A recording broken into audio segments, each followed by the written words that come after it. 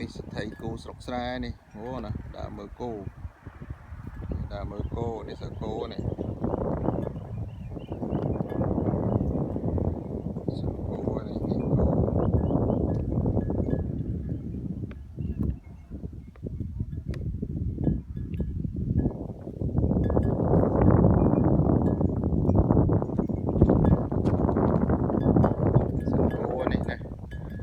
គេហៅសម័យអាជ័យគេហៅថាគោកដាតកដាតកដាតទៅណានេះគោកដាតកដាតគោខ្មែរយើងពីដើមនេះគោតូចគោស្រែនេះគោស្រែហើយគោលេវិញមិនចឹងទេ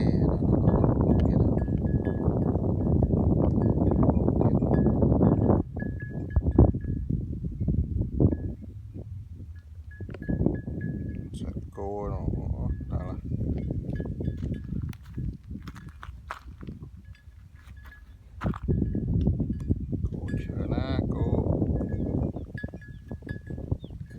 នេះគឺ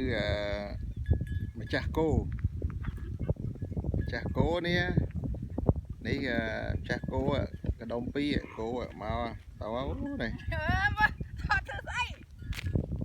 ចាស់គោនេះហើយគោដល់ហើយ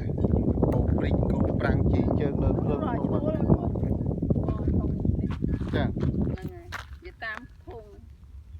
មកភូមិរបស់ខ្ញុំដេញទៅមិញបាទតែបានទៅលេងបងទៀតសោះឥឡូវវល់